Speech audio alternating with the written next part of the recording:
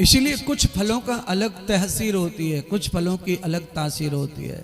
दोनों ही फल उत्तम है, पर किसी फल को काटने पर उसमें दोष जल्दी आते हैं और किसी फल को काट के देर तक रखने पर भी उसमें दोष जल्दी नहीं आता।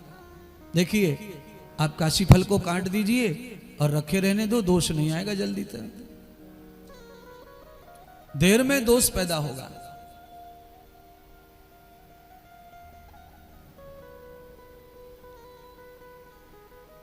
आप दूध को उगाड़ा छोड़ दो, देर में दोष पैदा होगा।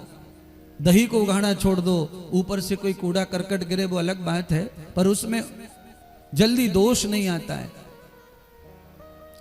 उगाड़ दो या ढक के रख दो, एक ही बात है। दूध के लिए, दही के लिए, बाहर के कूड़े की सुरक्षा के लिए अपन ढांकते हैं। वो दोनों तत्व ऐसे हैं जो देर तक भी दोष को ग्रहण नहीं करते। इसीलिए मैंने कहा कि काल रूप अजगर है, देखो अपना मुख फैलाए, पता नहीं ये बैरी जग में कब किसको खा जाए, भरी बस्तियों को जाने कब कर दे ये नुकसान, सभी को जाना है शमशान। राजा रंक धनी और निर्धन सब हैं एक समान, सभी को जाना है शमशान, सभी को जाना है शमशान।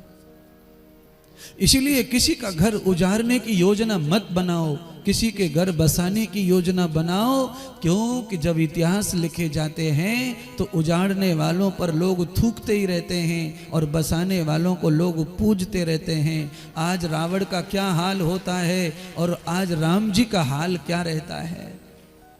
एक बसाने वाला है और एक उजाड़ने वाला है। अपने भाई विभीषण का भी घर बसने नहीं दिया रावण ने, तो रावण का क्या हो रहा है आज। रावण तो है नहीं, अब तो पीछा छोड़ देना चाहिए समाज को उसका, पर समाज पीछा नहीं छोड़ेगा, क्योंकि अगर वो चीज समाज में जिंदा नहीं रही तो समाज को ज्ञान कैसे होगा कि बुरे कर्म का बुरा ही परिणाम होता है।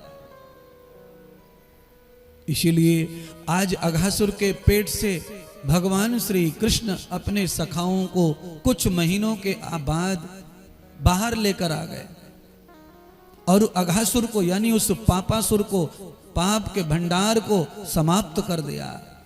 वो समाप्त हो गया। मित्रों ने जो पाप किसी जन्म में किया था उसका ही फल था, पर इस जन्म में बचपन से ही कृष्ण मित्र हैं, सखा हैं, कृष्ण का संग है और बोलते चालते खेलते उनके मुंह से निकलता ही रहता है, अरे कान्हा, अरे गोविंद, अरे कृष्ण कहाँ चले गए। मैं कहता हूँ ऐसे भी व्यवहार में भी अगर नाम भगवान का जीवा कहती है तो उसका भी लाभ भजन जैसा ही प्राप्त होता है।